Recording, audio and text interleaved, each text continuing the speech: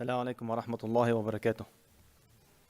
الله أكبر الله أكبر الله أكبر الله أكبر أشهد أن لا إله إلا الله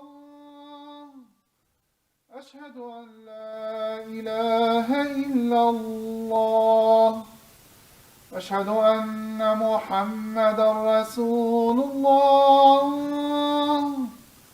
أشهد أن محمدا رسول الله حي على الصلاة حي على الصلاة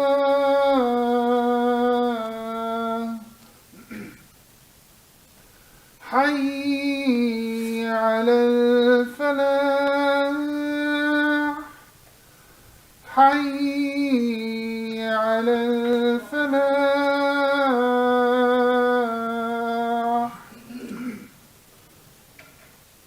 الله أكبر الله أكبر لا إله إلا الله.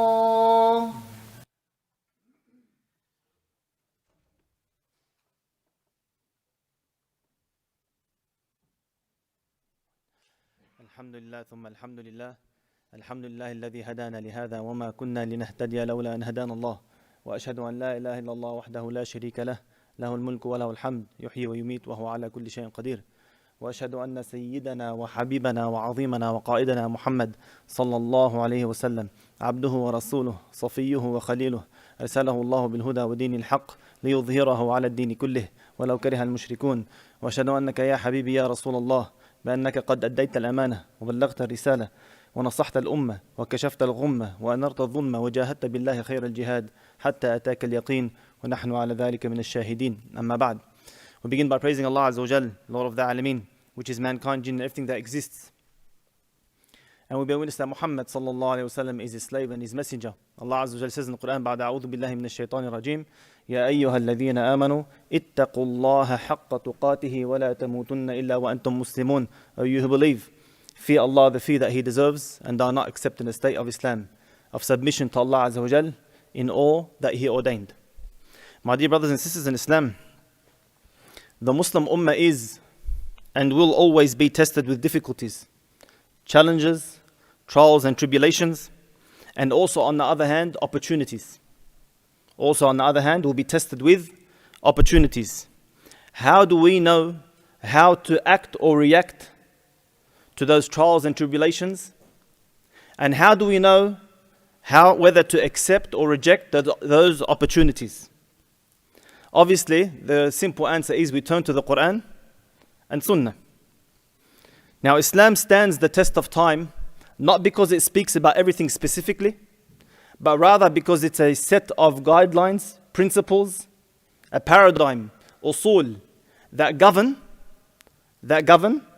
our everyday life. The ulama, they go to these principles and these guidelines, and they extrapolate through the different methods, including analogy, the ruling for the specific scenario or situation that's in front of us, that's arising. So there's an Islamic process for our deen, from our sharia, from our God, from Allah, that we must follow whenever we're addressing situations that the Muslim community faces. Notice how I said address. I didn't say solve. I said address, I didn't say solve. Why? Because we're not responsible for the outcome, we're responsible for the process. We're responsible for applying the means. We're not responsible for the outcomes, nor are we held accountable. As long as we follow the process the Quran and the Sunnah provided us, and there's no shortcomings from us, the outcomes are only in the hand of Allah Azza wa Jal. The outcomes are only in the hands of Allah Azza wa Jal. That's why when a scholar who has the credentials, who has basically the Islamic prerequisites, who follows the correct process and gives a fatwa which is correct, he gets 2 rewards. But if he has the prerequisites and he follows the correct system and he gets it wrong, he still gets 1 reward. That doesn't apply to the one who doesn't have the prerequisites. Even if he gets the correct answer, he's wrong. And it doesn't apply to the one who uses the wrong process. Even if he gets the right answer, he's wrong.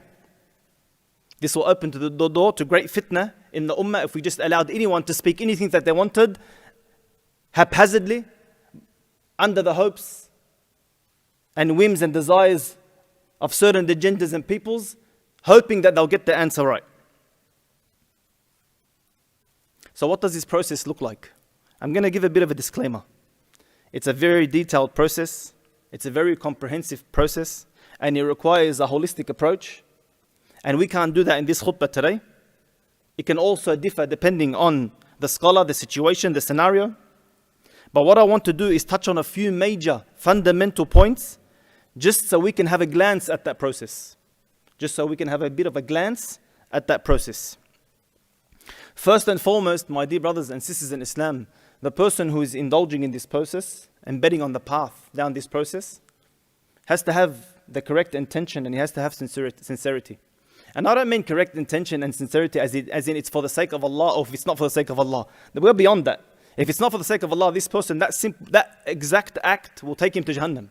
I'm talking about the person who's already so-called doing it for the sake of Allah Azza wa Jal, but he still has the wrong intention or sincerity. What do I mean by that? This is the person who comes to a scenario or situation claiming that he's seeking the truth, while he already has his own biases, his own prejudices. He's already coming in with a preconceived notion. He's already made up his mind. This person isn't really seeking the truth. This person isn't really seeking the truth. If your bottle that you're trying to fill in with all the information to make your answer is already full, or the lid is closed, you're never going to change your mind. So this person who automatically thinks he's right, it blows my mind. Where do you get the audacity to just think, just for the sake of I'm automatically right, or I'm on the haqq by default? Subhanallah. I know from the get-go, I know what the answer is. As if Allah Azza wa Jal gave this person some sort of privilege above the rest. Well, sorry to say, my dear brothers and sisters in Islam, the Jews think they're the chosen people of Allah. That doesn't mean they're right. And it also doesn't mean that that person definitely is not sincere. That person definitely is not sincere. The ulama from prehistoric times, 1400 years, have been speaking about a concept which destroyed scholars in our ummah, which is i'jab al-ra'i. A person who is so up himself, so mesmerized by his own opinion in his own mind and his own thoughts, that he's always right. The question I want to pose, and I'm not going to answer it to the end, every single one of these concepts, I'm going to pose a question and I'm going to leave it to the end, the answer. This question is, why would someone think that? Why would someone think he's automatically right? By default, he's on the truth. It's a very important question. So let's move on to the second concept, because the reality is intention isn't enough. Someone could have the best of intentions and wallah, he'll destroy the community. He'll destroy the community. He'll tell them jump off a cliff and they'll jump off. He has the right intention. He thinks that's what will save him, but intention is not enough. The second one is istikhara. Turning to Allah Azza wa Jal, seeking Allah's counsel. Allah knows everything. And Allah is the one that can choose to guide someone to the truth or not. He could guide someone to the correct path or not. He could give you the solution to the problem or not. عَلَّمَ الْإِنسَانَ مَا لَمْ يَعْلَمْ. It's all in the hands of Allah Azza wa Jal. And on top of that, He's in control of the outcome. So turn to Allah Azza wa Jal. Why would someone not turn to Allah? So just like the other first person, why would he think he's automatically on the truth? Now I'm asking, why would that person who's making these claims and forwarding them all over social media, why would this person not turn to Allah Azza wa Jal? Why would he not seek Allah's counsel? Let's move on to the third, because it's not enough to have the right intention and to do istikhara. It's not enough. You can have the right intention and you can make istikhara, but you don't have the knowledge and you end up ruining the community. So the third point is knowledge. Let's apply a bit of common sense here. Have you studied Sharia? No. So why are you speaking? You don't know all the guidelines. You don't know all the principles of Islam. You don't have a comprehensive look on the deen. The ulama studied for 30 and 40 years until they encompassed the Sharia in its entirety, every qira'ah, every hadith, every saying of the Sahaba before he dared get up and say a word. Let's apply some common sense. If you have no knowledge, why are you speaking? You studied a little bit of Sharia here and there. You know the essentials. Why are you speaking on matters which need fatwa, which need an encounter? You need to have a comprehensive look on the Sharia. There's methodologies. There's sources of knowledge that you have to turn to. There's verification of that knowledge. If it's something that's outside of the scope of Islam, then you have to turn to the people of knowledge. Command, they've got guidelines. Who are those people of knowledge, of those professions that you need to seek their counsel? How do you verify the information that they're giving? The dissemination of knowledge also has its guidelines. Not everything that's in the Sharia you say to the public. Why would someone who has no knowledge speak out? Wallahi the Sahaba used to run from fatwa. If someone would ask them a question, they'd go to Fulan, and then he'd go to that person, he'll tell you, go to Fulan. They don't want to answer, they don't want to hold it on their neck. Why would someone speak? That's the third time. Third concept, why is someone not thinking automatically that he knows the truth? Why is someone not seeking Allah's counsel? Why is someone speaking out without knowledge? We'll move on to the fourth principle, because it's not enough to have the right intention. Even if you have made istikhara, and even if you have knowledge, without wisdom, it's all for nothing. Wisdom, Allah Azza wa Jalla says in the Quran, يُؤْتِ الْحِكْمَةَ مَنْ يَشَاءُ وَمَنْ يُؤْتَ الْحِكْمَةَ فَقَدْ أُوتِيَ خَيْرًا كَثِيرًا. Allah gives wisdom to whomever He wills, and whoever receives wisdom from Allah has received a great good, a great bounty from Allah Azza wa Jalla. My dear brothers and sisters in Islam, wisdom is applying the right set of knowledge and values and principles in the right place. How many a time has someone who claimed he has knowledge turned people away from the deen? How many times has someone who claimed knowledge misguided people? How many organizations and groups around the world have caused havoc to the Muslim Ummah because their so-called scholars, which are unknown, have applied the wrong rulings in the wrong place? This is a blessing it's a bounty from Allah Azza wa Jalla. It's not given to everyone. Even the ones who have knowledge, it's not given to all of them. If this person doesn't have some sort of intelligence, doesn't have some sort of experience on the ground in order for him to make mistakes and learn from those mistakes, because wisdom can only be given in two ways. Allah could give it to you as a gift right there and then, which is very, very, very, very, very rare. Or Allah could put you through experiences where you learn, you make mistakes and you learn, and you gain that wisdom, and you start to know how to apply things and where to apply them. My dear brothers and sisters in Islam, even the Sahaba themselves, not all of them were given wisdom on a silver platter. They lived the seerah that you listen to and you read and he talks about. They lived it. They experienced everything. That's why they were the most knowledgeable and the most wise of people. Not necessarily because Allah just gave it to them just because of who they were. My dear brothers and sisters in Islam, if you don't have wisdom, you can't apply the principles in the right place. You need to know why you apply which principles, why they need to be applied here, and you need to know the opposite. It's got to be comprehensive. You have to know why you're not applying these and what the consequences of not applying these is. Because sometimes this might seem better than this option, but this option, the consequences of not doing it is far worse than not doing this one. And wallahi, only those who have wisdom know what I'm talking about. And we've seen it with our own eyes. I'm not claiming I have wisdom, but we've seen it with our own eyes, the mistakes that people fall into, and we try to learn from their mistakes before the same repercussions come our way. So why would someone not seek wisdom? Why would they speak up on a situation or scenario where lives could be at risk when they have no wisdom, when they have no knowledge, when they haven't made istikhara, when their intention to find the truth is not what's it called? Is not sincere. Their intention is they actually believe they're on the truth and they want to enforce whatever their opinion is. That's the fourth time we asked that question. What's the next concept? Because it's not enough to have good intentions, to make istikhara, to have knowledge, and to have wisdom only. Istishara. Istikhara and istishara. Istishara, the concept of shura in Islam, wallahi, anyone that has an eon of ilm in the seerah will be mind blown. The Prophet ﷺ, bring me a scenario where he didn't come and seek shura. Allahu Akbar. Like even in the most hardest of situations, he turned to the companions. Like, this was a man who was receiving wahi from Allah and he's turning to his companions and he's performing shura. And then we want to make our own decisions as if we're better than Rasulullah ﷺ. The Prophet ﷺ in the Battle of Uhud, he wanted to do one thing, he sought shura, and they changed his mind and he went and did something else. In the Treaty of Hudaybiyah, he wanted to do one thing, he sought shura and he changed his mind. These are at pinnacles and points in the seerah, in our deen, where it was detrimental.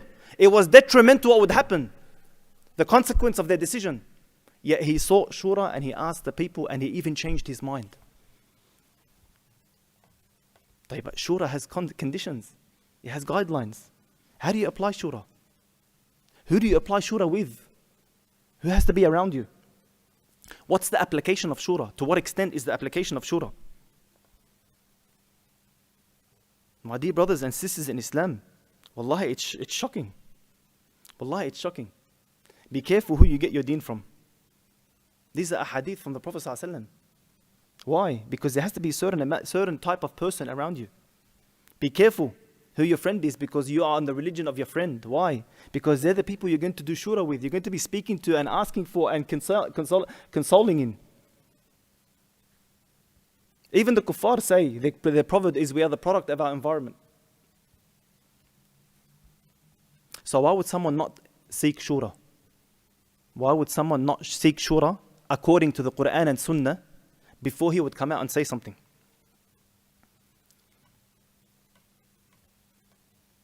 My dear brothers and sisters in Islam, this leads me to my last one, but I'm not going to mention it in the first half of the khutbah, I'll mention it in the second. Why? Because it's not enough to have good intentions and make the right intention and have knowledge and have wisdom and seek shura. It's not enough before you make your fatwa or your decision on something. And again, these are very general, there's more. There's a prerequisite. There's something that's more important than all of these. Inshallah, I'll mention it in the second half of the khutbah. أقول قولي هذا وأستغفر الله لي ولكم فيفوز المستغفرين أستغفر الله.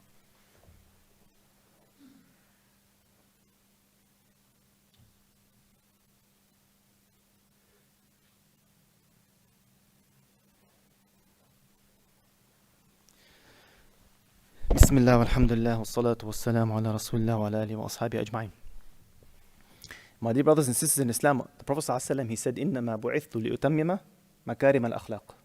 Verily I have been sent for none other than to perfect the manners. Our whole deen is manners. My dear brothers and sisters in Islam, our whole deen is manners, entirety, from beginning to end. Even the salah that we pray, it might seem like a worship. No, it's manners, because that's how you're supposed to humble yourself before Allah. Istikhara itself, that's a type of manners, because that's how you're supposed to be. That's how your relationship with Allah should be, of humility and seeking His counsel and help. Our whole deen from beginning to end is manners. Therefore, all these concepts that I just gave you is governed by a prerequisite, and that prerequisite is humility. The character you have to have when you're seeking these things is humility. You have to be humble. My dear brothers and sisters in Islam, Allah will not give His light and His nur and His knowledge and the correct path to someone who's proud and arrogant. If He's not even going to give him Jannah, do you think He's going to give him that in this dunya? My dear brothers and sisters in Islam, if you are proud and arrogant, if that person is proud and arrogant, that person will automatically think he's right, and he won't be sincerely looking for the truth, and he won't back down even if he ends up being wrong. You see how I kept asking, why would someone not seek counsel? Why would someone not seek Allah's counsel or istikhara or istishara or knowledge or wisdom? This is the answer. I'm not talking about the foolish person, the person who doesn't have common sense. Leave him out, leave the exceptions out. I'm talking about the general people. Why would someone not be sincere? Why would someone think they're automatically right by default as if they're better than everyone else? It's because they got pride and arrogance, they're not humble. And Allah's not going to give them the answer. And you know, even if they ended up being wrong, they won't back down. If someone is proud and arrogant, my dear brothers and sisters in Islam, they won't perform istikhara because he believes he already has the answer. And even if they did, it would be worthless. Why? We know as a principle that if you've already made up your mind, don't make istikhara. Why are you making istikhara for? Who you joking on? Who you playing a trick on? Allah? We know as a principle, if you've already made up your mind, don't do istikhara. If you're going to do it anyway, don't do istikhara.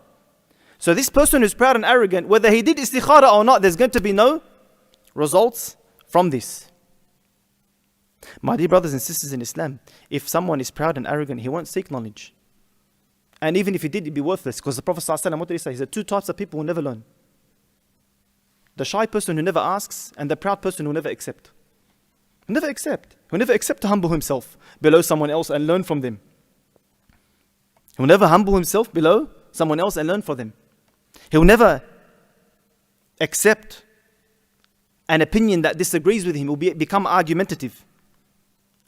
And I've seen it again and again. All of us, all the mashayikh have gone to university and they've seen it, and in front of our own eyes, how they argue with mashayikh and ulama who have studied for 20 and 30 years more than them. The proud and the arrogant will never get knowledge. That's why humility is the prerequisite for all of these so far. What's the next one? Wisdom. Wisdom, we said, is only attained by Allah giving it to you, but that's very, very, very rare. Or by Allah Azza wa Jal putting you through experiences which you learn from, and you gain experience and understanding on how to apply the deen. Which principles to apply where and which don't apply. If you're proud and arrogant, if that person is proud and arrogant, my dear brothers and sisters in Islam, they'll never learn. Why? Because they're never wrong. They'll never accept that they're wrong. They'll never accept criticism, even if it's constructive. Even if they came and advised them for the sake of Allah, they would never accept it. If you're never wrong and you never accept criticism, you can never learn. So you never gain wisdom. You never gain wisdom. My dear brothers and sisters in Islam, if someone is proud and arrogant, they'll never perform shura correctly according to the Quran and Sunnah. Never. They're too good for it.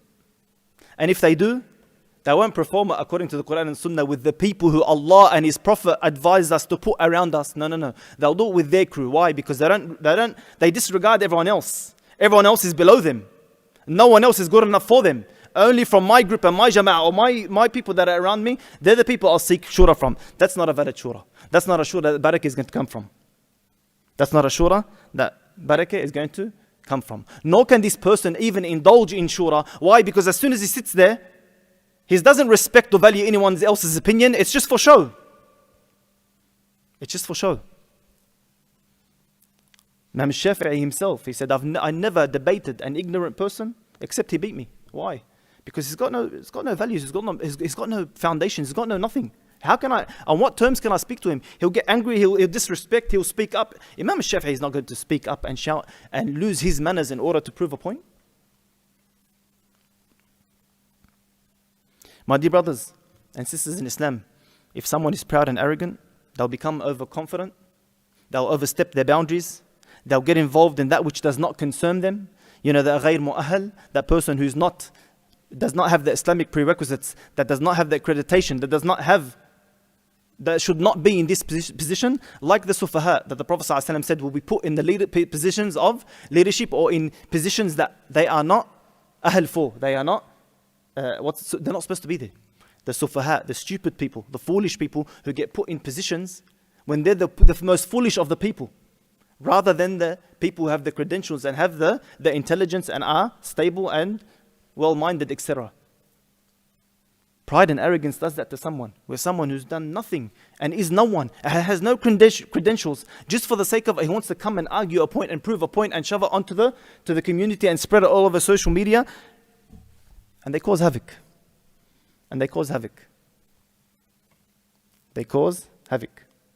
Wallah, you know what blows my mind? The whole COVID issue. I'm not going to go into it. I just want to ask a question. How could someone have the audacity to go and send out all these unverified videos all over social media? They're unverified. They're from sources that aren't Islamic. And you can never verify them, because he could claim he's got 20, 30 different credentials. How do you know? How could you send all these unverified videos to a community, causing them not to get vaccinated, and then someone dies? Who holds the sin? When they told the companion that yes, you have to wash your head, the companion's head was cut in war. He said, do I have to wash my head for wudu, or can I just do tayammum because his head was cut? They said, no, you have to wash your head. So he washed his head and he died. The Prophet ﷺ said, they killed him, may Allah curse them. Why did they not ask if they don't know? What I'm trying to say is, forget the issue happened and I'm going to move on from that.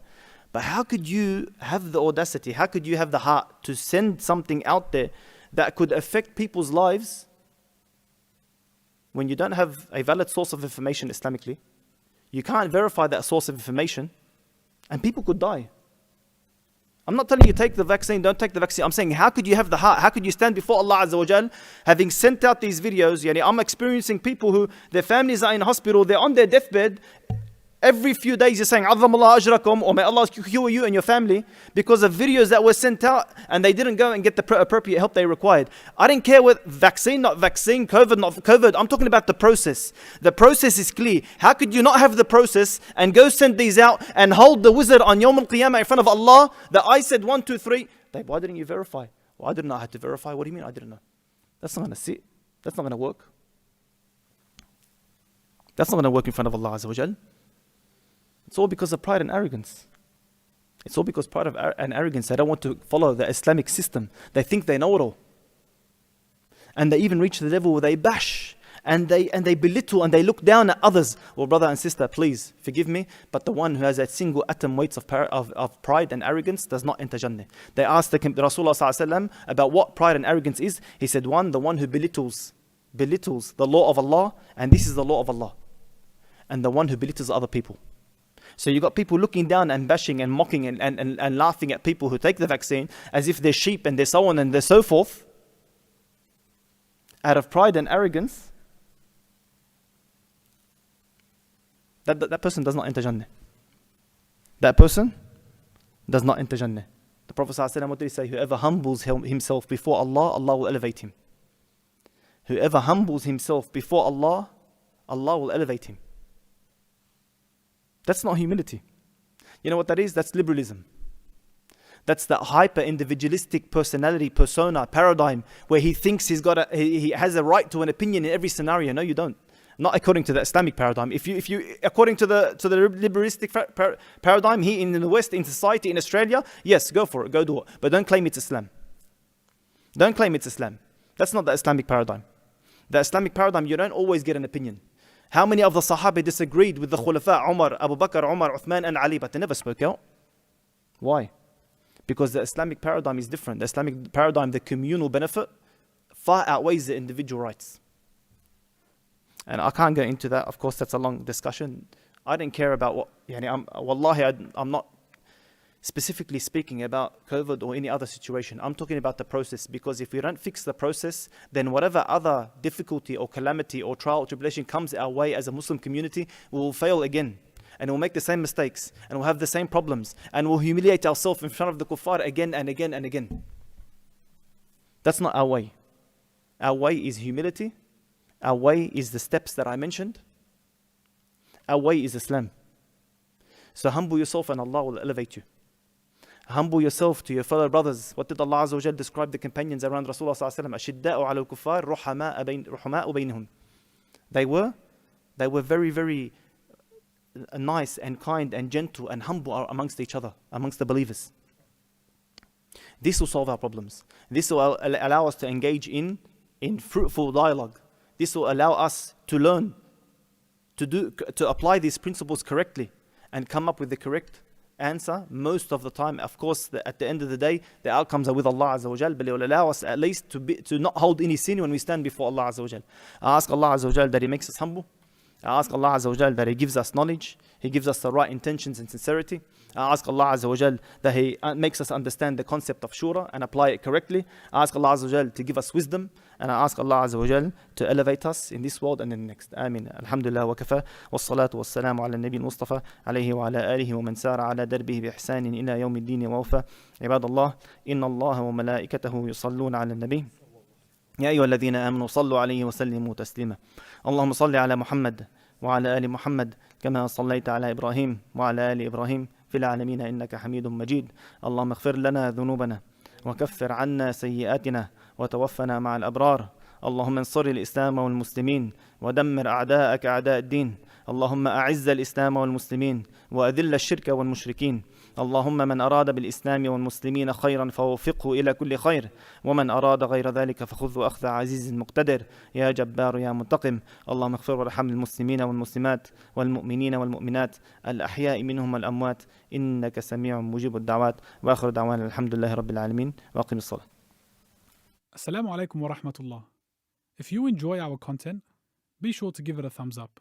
If you're on Facebook, like our page, and if you're on YouTube, be sure to subscribe. Assalamu alaikum.